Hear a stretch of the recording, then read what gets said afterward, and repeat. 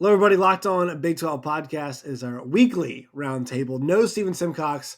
Tonight, I am Josh Neighbors, Locked On Big 12. To my right, it is John Williams of Locked On Sooners. Below him, it is Jake Hatch of Locked On Cougars. To his left, it is Lynn Godfrey of Locked On Pokes. We are the crew. We're going to play a video. Then we're going to get to a lot of different topics tonight in Big 12 country and beyond.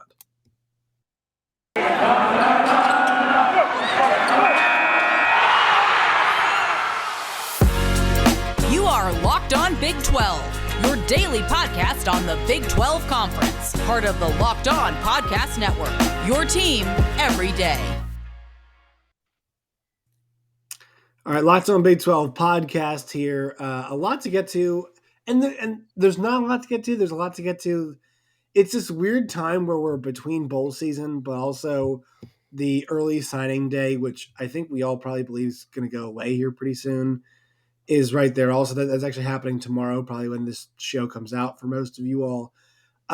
So I guess let's just start there.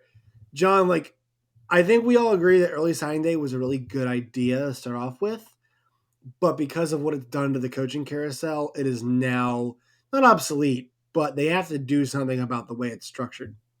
Yeah, it was an unintended consequence of early signing day where coaches don't want to be behind the eight ball taking over a new program. So the universities don't want to be behind the eight ball bringing in a new coach. And so they're having to make these coaching decisions like they did with USC and Clay Helton 2 weeks into the season so that they can stay on top of what they're wanting to get done on the recruiting front. And, Lincoln Riley makes a move just as, in-home visits are going to start, but that's not just Lincoln Riley, but it's, Brian Kelly. It's any coaching transition that occurred the week after championship Saturday. You could probably relate it a lot to the early signing period, the in-home visits starting and all that. And so, yeah, it was probably one of those things where they didn't necessarily see what was going to happen until it happened. And they're like, oh, well, we probably need to scale this back. And if the NCAA does it, it's a credit to them for actually changing the decision because, we know that they're not necessarily quick to change. But it seems like one of those things that most coaches are not fond of the early signing period. I think it just creates another obstacle for just keeping kind of team cohesion a little bit. Because now, the last 3 weeks of the regular season, everybody's wondering, is my coach leaving to go somewhere else? We saw it with SMU, Sonny Dykes going to TCU. And so it's just a weird phenomenon that's taking place in college football now. And then Jay, it could have affected BYU in a weird way where they were not the school that was initially doing the firing and then the rehiring. It could have been the school where, hey, we got caught up in the fray. And in December, our coach went to USC or Oregon or Washington, right? All those schools came available, and Kalani Sitake was in the conversation saying him talking to, but obviously his name was brought up for all of those jobs. Yeah. It affects schools like that as well too. And usually you think BYU is a bit more, not static, but a bit more solid with kind of, where they do things. Still, it's not true when you had a coach like Sitake who is, starting to become a brand in his own right. Yeah, and that's the thing about that is there were so many rumors out there about him, but when you've won 21 games over the past 2 seasons, inevitably they're going to be programs to say, okay, can he recreate that success in our program for us? And I completely understand why a USC, a Washington, or an Oregon would kick the tires on him. The nice part is Kalani is a BYU guy. He grew up rooting for the Cougars. He got to play for Lavelle Edwards here in Provo. He wanted to remain at BYU. That was his prerogative the whole time. And BYU finally, they decided we're going to put up. They put up the money that made sure that he was going to stay put, and I'm actually very happy for that because it makes sure that the success probably is going to continue for at least the foreseeable future.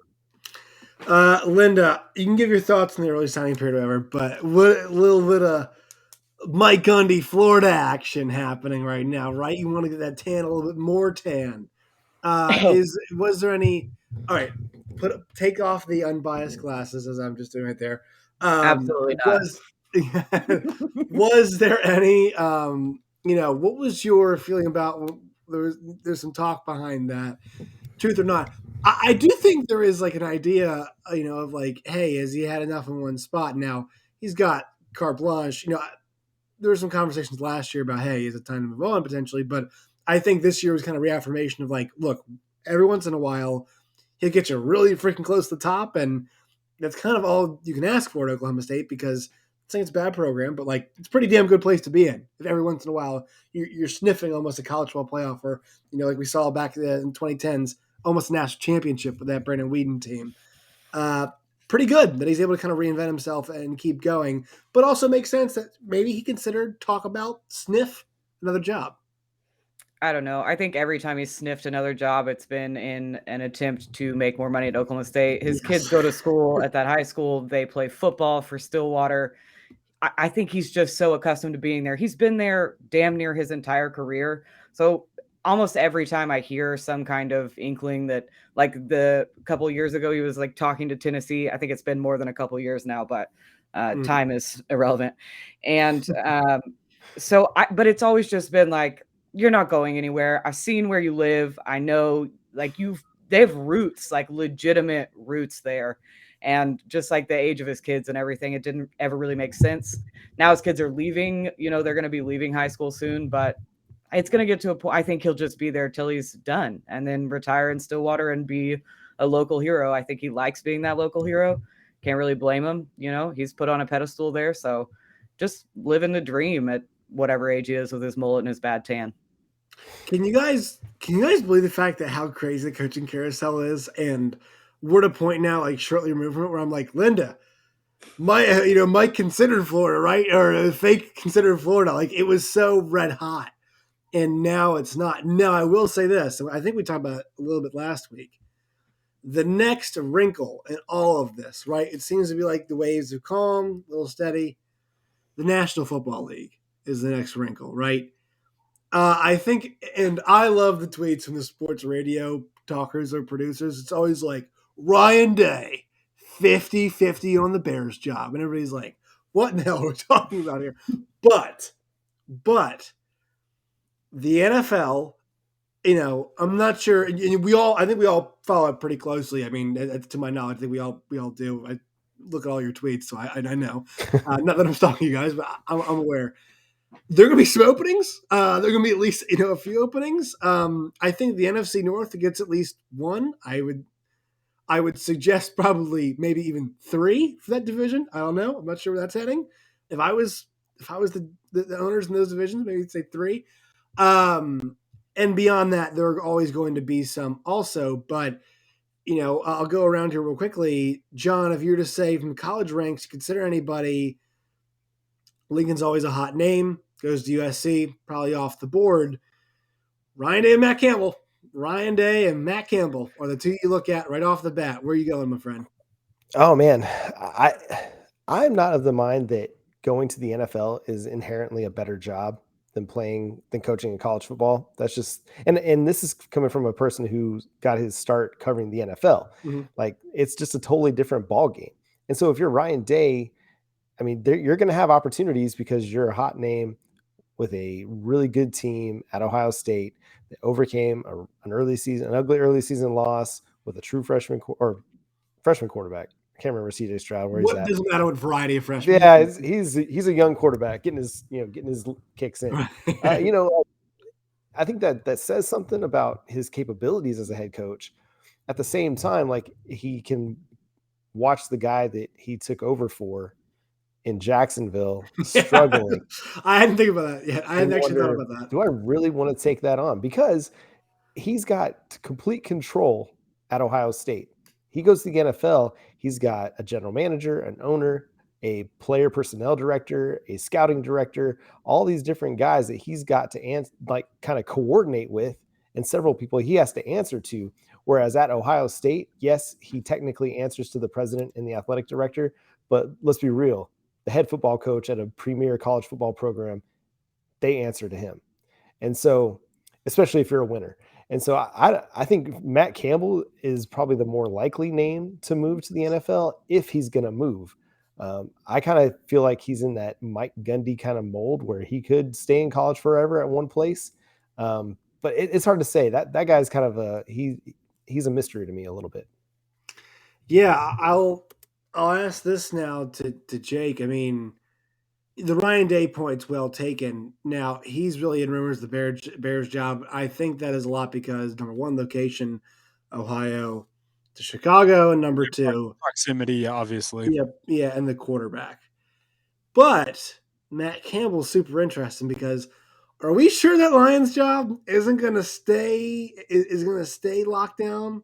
Hey, Dan Campbell wants to bite your kneecaps. Leave him alone. Okay? He'll I bite your don't. kneecaps, but they also did offer Matt Campbell. Yeah. Apparently turned down the offer last year. Yeah. So See, I think how yeah, do you see this happening here, Jake? I'm with John. Matt Campbell's such a mystery to me. The fact that he Mhm. stuck around there in Ames as long as he has is just baffling to me. I want to throw one wild card name out there, though, as a guy that's out this way, out in the West. David Shaw, Stanford, Mhm. runs Mhm. his program like an NFL franchise. And right now, things are not great at Stanford. They've had a bevy of guys transfer, and they've got entering the transfer portal, and it doesn't seem like things are going to get turned around very quickly. He is rumored to have been interested in NFL gigs in the past. I think he'd probably want to stay on the West Coast if he was going to do an NFL type thing, but who knows? You throw enough money at him, maybe he decides it's time to maybe make that plunge. I thought David Shaw was a good guy for the Giants job. Actually, I've thought David Shaw would be a good guy multiple times for the Giants job. Um, and yeah, I think it's a great point because I don't know if Stanford being bad takes the shine off him as an NFL coaching commodity because of the restrictions at Stanford, right? Like Hey, the he likes to punt on the opposing 30-yard line. He's perfect. the conservative nature of David Shaw's coaching strategy makes him absolutely perfect for it. Linda, you're very much, I think, out of all of us, you're definitely one foot in both worlds. As much as any of us are. So, your thoughts on this, and will the next round of college, and actually to John's point, to add this in there, the recruiting is the opposite side of like, do you want to be accountable to everybody? It is, do you want to, to the anti-college side, well, do you want to recruit? What are your thoughts on that for guys like Day, Campbell, Shaw, or anybody else you want to check out there as well? I agree with both of them that Matt Campbell's kind of a big question mark. I think he could definitely surprise people and take a job. I do think Dan Campbell stays one more year in Detroit because they are not going to be done building after this draft. And I think they're going to need a second year to kind of still be at the bottom half of, he was always going to be the out guy that you blamed at the end. So I think he probably sees another year just based on what they need as a team. I But I think do Matt think, Campbell might have known that was coming and made the right decision to stay. I think Matt Campbell might have seen this yeah, coming. dude, you don't want to be the fall guy for the Detroit Lions. Hard pass. Which is why, like, I love Dan Campbell so much. I just want to see him succeed. It's not going to happen, but I want it. Uh, I If Ryan Day goes to the NFL after taking Jim Knowles from Oklahoma State, I'm going to be so salty. So I hope he stays at Ohio State because he already stole one precious thing from me. But it's always, I mean, there's always one name that gets brought up that you're like, what? What? Condoleezza What's Rice. what's Jesus? I had forgotten about that. I try to, but so it's always a surprise. It's definitely going to throw a second wrench into the college football coaching carousel that's already a mess. I think we can all agree Urban Meyer's doing great. Yes, John. I was going to say the name that we didn't bring up is Luke Fickell. Right. He's busy right now preparing for the college football playoff. Didn't get in on this last round of college football hires. If there's a name that really makes a lot of sense, it's going to stay hot for the next several weeks. It's Luke Fickell. I thought you were going to say several years, and I was going to be like, yeah, probably right. Yeah, I mean, I actually thought you were going to say several years just because of the situation they're currently in. I like to live in the moment. Yeah, no, that's fair. That's fair. I think that's very fair. If Lincoln Riley taught me anything, it's live in the moment. Because you never know what might leave you. I think, and kind of just last point on this coaching business. I think Trevor Lawrence is an awesome dude. So I hate saying this. I've really enjoyed watching Urban Meyer squirm. I've enjoyed it because he is a bad human being. He has not had a good reputation in any place he has been. And I think, Jake, this even follows him to Utah. I had somebody commenting on one of these a while ago, but like he's not this beloved individual anywhere he's gone. Really awesome college football coach. Doesn't seem to understand, and this is the crazy part to me, doesn't seem to understand the fact that, like, hey, these guys are paid also, and some of them are paid more than you. You can't treat them like he doesn't they're manage kids. that. So He doesn't seem to understand that. And like when Trevor Lawrence the other day was like, hey, we need James Robinson out there, like publicly, you're like, this is that to me out of all of this. Now, the story being bad about him being like, where'd you owe it? Did anybody else read that story going like, you picked the coaches? Right. Yeah. Why are you mad at them for losing? You picked them. So, Jake, I can tell you have some thoughts. So go ahead, share yours.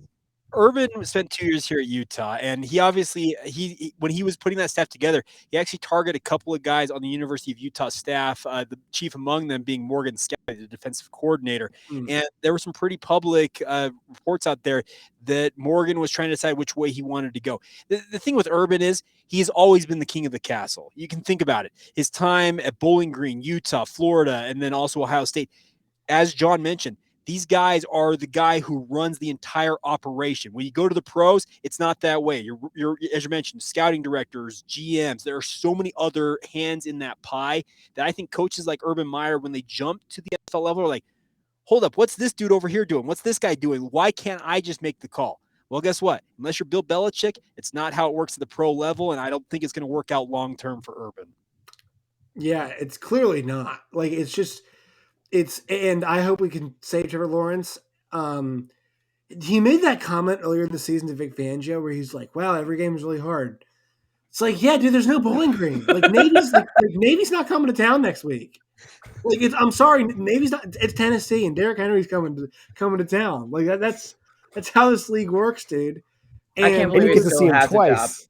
Yeah, see twice. Yeah, I think it's been pretty clear, and I think I thought the hire was shit. To use that term, it was bad when they started off. It was when he tried to hire what's his face from Iowa, the strength coach. Yeah, the known racist. It's like, so college kids got this dude fired. Well, former college kids. You think the pros are going to be like, sure, this guy can be our strength and conditioning coach? No, they're going to be like, this seriously, this dude. Yeah. And the other day, I know my guy Dan Dockich. I love working. I wish people knew Dan the way I did. Made some comments being like Marvin Jones is being a soft, whatever. Like, if you make one of the guys on the team who people respect and stuff leave the facility, and people had to be like, come back, Marvin, come back. A guy Marvin Jones, like, I'm not sure what you guys. I've never read anything bad about him in the past. Ever. Right. Ever. No, never read Marvin Jones' bad teammate. And like, this is happening. Also, being like, James Robinson, sorry, we could Carlos Hyde more carries because he fumbled one time. Like, it's all been awful. It's all been horrible. And like, it's funny to me because guess who you're talking about for that Texas job when it came open? Not saying he wouldn't have been a good Texas head coach, but it's just funny to me that the Cons decided to go this direction and hired Meyer, and now it's a complete disaster. And I hope to save him. They do. Dabo Sweeney to Jacksonville. That's all I'm trying to say, right? Dabo's, the things are falling apart at Clemson. I mean, how funny would that be? How funny would that be? Dabo's going to be in Clemson for forever. You think so, but I mean, they've lost both coordinators now. So yeah. I'm actually excited to see him try to rebuild that thing. That'll be a good off-season conversation. All right, let's get a couple of our valued sponsors in here before we get to our next part of the podcast. Our friends at Prize Picks. So as we transition from college football, we've got college basketball overs and unders. So Tanner Groves rebounds. We'll get in on that. Porter Mosier fist pumps. They might have one of those over or always unders. Take the over. Always take the over because he is pumping his fist like crazy there. The college basketball, college football overs, unders, Prize Picks. You can download it in most states. The app is available. Go to that now. Use the promo code Locked On, LOCKEDON, Locked On. You get a 100% deposit match up to $100 today. Once again, Prize Picks. It is available in most states, so download it today to see if it's available in yours. And also our friends at NetSuite. This is it, the putt to win the tournament.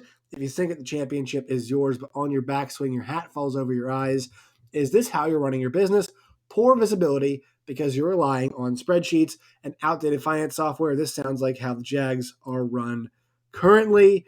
Switch to NetSuite right now. Over 27,000 businesses have already switched to NetSuite. And right now, at the end of the year, NetSuite is offering one-of-a-kind financing for those ready to upgrade. Go to netsuite.com/LockedOnNCAA Once again, netsuite.com/lockedonNCAA to find out their special financing today. All right, so we had an interesting quote from Lane Kiffin today in terms of NIL and players getting paid. Let's take a look at this. People really say it this way, but let's not make a mistake. I mean, we have free agency in college football, and the kids a lot of times go to where they're going to get paid the most. So no one else is saying that maybe, but, the kids say, this is what I'm getting here for NIL, and so what we really have, it is what it is. Free agency has been created in college football. I can go, except you can't lock people into a contract. They can go at any time. So it's a new world that we're in, and sometimes they want to come to you and say, hey, I get this much money if I go there. So this is just a whole new thing to deal with. All right, so a couple things here. I don't know if Lane was upset about this, but number one, my first thought was, well, that's how all of America works, or actually all of the world. Person X goes to a place where person X has paid the most. It's kind of how I thought about this, number one. Number two, he's an Ole Miss, and let's be honest with their past they've had under Hugh Freeze particularly, and let's be honest, now back under Lane Kiffin again. NIL or not, it's kind of always operated the same way that he has described it. There are some schools that are excluded in this, but from what I can glean from college football, the top guys, it's kind of a little bit of that as well. It gives you the kind of the sweetest deal, best options, all those kinds of things. And also, like, I know the Texas thing is happening or whatever, but this is capitalism. And I'm not going to complain about coaches getting paid a certain amount of money. I'm also not going to complain about kids getting a certain amount of money for going someplace as well. This is what the kids are deemed worth. This is what the coaches are deemed worth. This is kind of the world that we live in now. So, John, am I wrong here? Am I off on this? What's your kind of take on what Lane Kiffin said? Is he just pointing out the obvious, which I felt like he was? I think the thing he does have a point in is that unlike the NFL free agency where there are contracts in place, these kids aren't bound to any kind of stipulation that contractually obligates them to the university for an extended period of time. Now, that is kind of what creates the free-for-all, and that's kind of where we're at with the transfer portal. Even before NIL came into play, the immediate transfer eligibility just kind of opened the door for the wild, wild west of college football free agency. NIL just kind of builds into that a little bit more. And it was inevitable with NIL coming in that this was going to start, drawing certain kids to certain places because of the NIL opportunities. You see down at SMU, Eric Dickerson and several other alumni are funding their NIL program with some dollars. Oklahoma's creating a kind of segment of their organization, their program that's going to have a focus in NIL, and every program will. And so it's going to be one of those things that's going to become a new normal, and everybody's still trying to adjust to it. I think at some point, though, they'll have to figure out a way to have the kids be obligated somehow to the school for a certain period of time based on those NIL dollars. I don't know if you can lock them in, say, all right, we're giving you this cash, you're here for 4 years, or you pay it back. I don't know if it's going to be something like that or whatnot, but I mean, Lane Kiffin has a bit of a point, but like you said, it is capitalism, and this is the way everything else works in America. How come the kids can't get an opportunity to make the cash that the schools are making, that the sponsors are making, that the networks are making, that the Board of Regents are making? Like, everybody else has been benefiting from this. The kids have been getting a scholarship and some other perks a little bit along the way, but not near the same income that everybody else in the sport has. Yeah, Jake?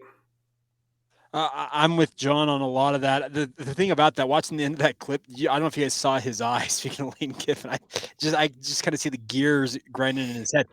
I think he's sitting there thinking, okay, I am in Mississippi and I've got to deal with the likes of Alabama, Texas coming in, Oklahoma coming in. They have big time boosters who are going to inject all kinds of money into this, and they're going to funnel that money via name, image, and likeness to these recruits. He's got to be sitting there thinking, okay, what boosters do I have in my back pocket, and how can I battle this? And it is free agency, and it is capitalism, and it is going to be guys are going to take, okay, well, I've got this NIL opportunity at this school, so that's where I'm going. Whereas maybe previous to this, they may have picked another school. Money talks, BS walks. I'm with you on that. Linda? I've always been very pro college athletes should be paid. They make the money for those schools. They're the reason people tune in every week to watch them play football, basketball, whatever it is. Wrestling tournaments, we sell those out of Gallagher Iba Arena. We go to all the things. I think those kids should be allowed to make money based on their name. And if that means that they go to a different school that has more money because they're a better player, then by God, good for you for going to 2-a-days every day in high school and everything that you did to get to that point. Whether it's God-given talent or just working your ass off every day to get to that point, I think they deserve to get paid for it. So yeah, it's a little bit of a free fall. I personally think it's pretty fun. I think Lane Kiffin looks like a sad puppy. Relax, dude. I'll tell you, the way to not get boosters is to go on stage and look sad. That's certainly not going to convince me to like come there or want to play for you. So buck up, put your, strap your boots on. This is the way it is now. And it's the way I think it should have been. Maybe there are some tweaks that need to be made. I think that's how all new things happen, kind of like with early signing day. There's probably going to be some tweaks made so that it works better as a whole. But that's the way the world works. So Yeah, I was going to say, I will say that I think a lot of kids are still going to go to the school that they want to go to based on the tradition, the history. I think that's what we've seen with a lot of the Oklahoma kids, like Lincoln Riley or not, they wanted to go play for Oklahoma. And so it's similar to, and I think we see it at a lot of schools where kids, they have a school in mind they want to play for. BYU's got the religious element. I was going to say that's very true. BYU as well. Yes. Yeah. Go ahead, John. Sorry. No, that's it. No, that was it. Well, so to me, a couple of things here. Number one, look, I want it is my hope that the NIL contracts ask the kids to do something, obviously in return for the cash. I think the idea of, look, I want college to be as much of a learning experience for them as it was for us in some way, shape, and form. And so that's why I've always actually been a really big proponent, and Barrett Slade thought of this idea, so I can't claim it totally. But like the idea of majoring in football is not like I'm majoring in being a defensive tackle. No, it's the idea of hey, you're a football player. That's what you love to do. How can we turn this into a career, right? Whether it be business or whether it be broadcasting, right? Whether it be the business of teaching other kids how for it to be a business, much like the guys like Aaron Murray and Drew Butler have done, in the NFT space and in the NIL space. Right? How can I turn my love, my passion, even if it's just for 4 years, into being down the line? And so I think that, that kind of folds into this is like, there should be something required of these kids, and I think all of this stuff can be a valuable experience. I think the education doesn't have to be keeping these kids eligible in some economics class. I think these contracts they sign should not be, you make one post and I'll give you $50K. No, I think it should be, I will show up somewhere. I will sign 6-year-old Jimmy's jersey and talk to his dad about how much they love the program and interact with fans and, understand why I'm making $20K or, $1,000 for 3 appearances because people value my time. This business values my time. These people who are coming here to have it signed, stuff signed, value my time. So I think all of this, the NCAA, once again, I thought it was indeed, sorry to use this word again, chicken shit move for them to cower out of making any rules about this at all. It was, right? I think that's just how it was. And so I am a big proponent of all of these things that they can all be monitored. You're going to miss stuff sometimes, right? You're not going to catch everything, but all the stuff can be monitored. All the stuff can be used as part of a learning and growth experience, as well as payment for the players. All of these things can be true. You should sign a contract. You should uphold the contract. Quinn Ewers signed that 3-year deal for $1.4 million for whatever company. He should, have to either negotiate a way out if it's a local company. I forget what company it was in Columbus, or he should honor that contract as he goes to Texas. That is my opinion. I'm fine with all these things happening. I just think we could all make this much more of a constructive experience for everybody involved so we can stop complaining about it. Not saying you guys are complaining. I'm just saying, like, I think there's a way to do it. Now people say, oh, it's too idealistic. Well, the NCAA just does not like to get off their ass and do anything. Things like punishing LSU Except for basketball. punish Oklahoma State. Yeah. Punish and Missouri. Don't I haven't forgotten. Punish schools like that. God forbid LSU I am gets anything. BYU star basketball player a 9-game suspension for filing paperwork out of order to get himself back into school after declaring for the NBA draft. That should show you everything. The NCAA. What was the Jerry Tarkanian quote? It was like I forget what it was. It was like Kentucky does something wrong and NC State gets punished. I believe that. I forget what yes, the exact quote was. Cleveland State was the school. Yeah, yes, Cleveland State was the school that I used. Yes. So there is a more constructive way the NCAA cannot punt and use their time to build this stuff. Suffice to say, Lane Kiffin is correct. There is some element of free agency. My point here is it doesn't have to be all out, like just, completely weirdness. Like we can have the offensive linemen at all these schools eating the barbecue once a week, going there, being seen, getting their, like this can all be fine. And also here's the thing. Has NIL changed this sport fundamentally to where anybody this year was like, I can't watch this?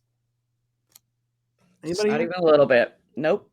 It's still the dysfunctional craziness that we all love. Yeah, like it's still this. I guess Jake, you're right. This sport is absurd for so many other reasons than the ones that we're talking about right now. There's so much other. We had Poe Assassin's number one, right? Where it's like, let's just brush off the monkey biting the kid, even though there's a lawsuit now. Anybody want to have any closing thoughts on NIL? Because obviously, as we approach early signing day, this is a theme as we move forward. Now, this is why kids are signing. Go ahead, Jake. So on the BYU front, they were obviously mentioned in Sportico's report saying that they looked into their Built Bar deal with Miami. I have it on very good authority that BYU answered all the questions the NCAA had, and the NCAA said, "Okay, we're good," and that it's a nothing burger. The fact that Sportico said it was an active investigation, I'm like, guys, this is nothing. Like, it's more of what you mentioned, Josh. The NCAA wants somebody else to handle this business for them. They were hoping the United States Congress is going to step in and put into a legislation, some kind of federal law. And guess what? It hasn't happened yet, and the NCAA refuses to actually budge on it. So until they do, guess what? Stuff like this is going to happen. End of story. Yeah, the idea that somehow they were going to agree on – well, here's the thing. There actually was a lot of agreement in Congress on this, but the idea that they're going to take time to pass a bill on this was absolutely asinine. I mean, they would be like, okay, let's sit down and write some legislation for it. Hell no. They were not going to do that. And you're right. And also think about this too. Built Bar and I know they're a sponsor here, but just any business, any school aren't going to put that stuff on video if there's something nefarious happening. Mm-hmm. Like they're not going to be like, well, we didn't check the rules here. No, they're not going to put that kind of thing on video unless they're like, hey, this is okay. This is cool. This is positive. We'll put that on video. It doesn't make any sense. And it's not just, once again, not because they're a sponsor, just generally thinking like, why would they do that? And I don't think BYU is a school where it's like, well, we didn't think. No, they're thinking obviously about what they're doing there. This company's not going to throw millions of dollars at a project that may end up just getting shut down outright. Right. And take a massive PR hit for them publicly. All right. One more word from our sponsors here. Today's show is brought to you by our friends at betonline.ag. BetOnline is the best place to find all of your sports action needs. Bowl games coming up. College basketball is going on. So you got the bowl games as well. There's two. NBA is going on. NFL is going on. Formula One just wrapped up. Awesome ending to the season. But also you got UFC, you got boxing, you got NHL. All those things are happening right now. You can find all of them at betonline.ag. Go to betonline.ag today. Use that promo code LOCKEDON, LOCKEDON, locked on to receive a 50% deposit bonus. If you deposit $100, we'll give you an extra $50 to play with today at betonline.ag. BetOnline, it's where the game starts. And also, our friends at Built Bar are sponsors of this podcast. You go check out all the flavors they have available right now at built.com. A nice healthy option for you all this holiday season. Use that promo code LOCKED15, LOCKED15, LOCKED15 for 15% off at built.com. Check out their Built Go, their Built Boost. You can find all of those things there in addition to their Built Bars now at built.com.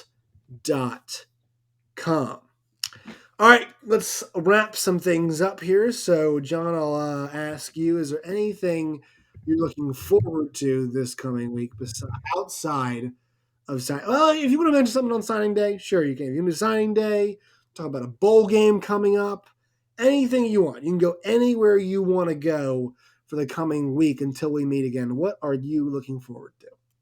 Well, I'm just curious to see how high this Oklahoma Sooners recruiting class can climb. A week ago, 247 Sports, in their consensus team rankings, they were 27th after several decommits in the 2022 class. They've now climbed into the top 10. The Brent Venables, Jeff Lebby effect is in full effect. And also got to give a big shout out to all the assistant coaches, the DeMarco Murrays, the Joe John Finleys, the Cale Gundy, the Bill Bedenbow. These guys have been crushing it on the recruiting trail.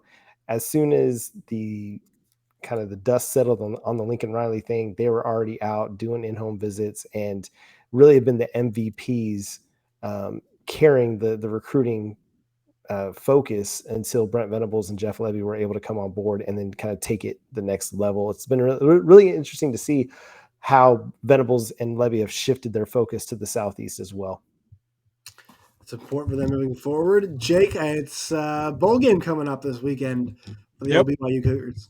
Yeah, BYU is in Shreveport, Louisiana already, getting ready for the Independence Bowl against UAB. I'm expecting them to win. I'm expecting them to go 11-2 this season. That would go after an 11-1 season last year, to win 22 games in 2 seasons. A lot of good times in Provo right now. And I will say, and I mentioned this too, like the reason why BYU is joining the Big 12 is so when they go 10-2 against what was not an easy schedule, this was not some cupcake schedule, they don't have to go to Shreveport, Louisiana. I was going to say, that's the thing. BYU fans, they're very eager to get in the Big 12 because, yeah, if you have the type of season that they had this year, if they were 10-2, they're very much in the college football, well, not playoff conversation, the New Year's Six conversation. Alamo Bowl potentially, kind of that kind of tier of bowl game. Yeah, you're not playing the second day that bowl season's playing. Let's just put it that way. You're playing post-Christmas. Linda, what are we looking forward to this week? Pretty good recruiting class for the Pokes. Yeah, very excited about the recruiting class. It's one of the best, maybe ends up the best in Oklahoma State history. So fantastic for them. I'm glad that Jim Knowles leaving doesn't seem to have sent a giant mushroom cloud into our recruiting class. A lot of wide receivers coming in. I'm super excited to have Brennan Presley's brother, Braylon Presley, come in. What a star for Bixby. But I'm excited to continue reading the rumor mill on who comes in for the defensive coordinator.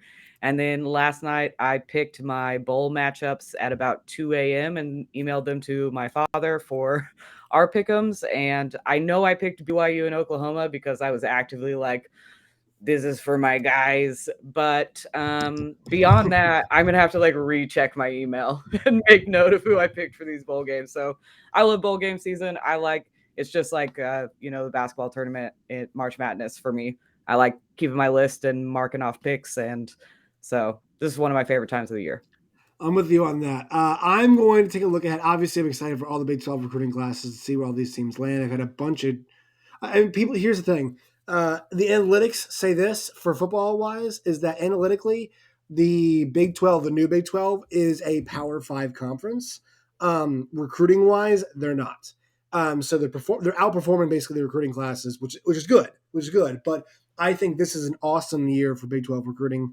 It looks like everybody's having a pretty decent year. And also, I want to shout out some basketball because this weekend we're going to see the Gonzaga Bulldogs take on the Texas Tech Red Raiders. And that one's going to be in the Jerry Colangelo Classic. Footprint Center, I believe it is where the Suns play. They've changed that arena's name a few times, I feel like. So I enjoy seeing Gonzaga always in the early season tour. They always challenge themselves with a lot of really tough teams. And I want to see an awesome test from Mark Adams' group at Texas Tech. So a little bit of hoops action right there to shout out. All right, everybody, time to plug all of your work in its beautiful variety. John, you're up first. Yeah, you can follow Locked On Sooners on Twitter at Locked On Sooners and on Facebook, Locked On Sooners Podcast. You can also subscribe to the show on YouTube. Now we're at about 830 subscribers, so help us get to 1,000 by the end of the year. I would be ecstatic. And I can tell my wife, hey, it's all worth something. So make sure you do that. You can also read my work over at the Sooners Wire powered by USA Today. All right, Jake.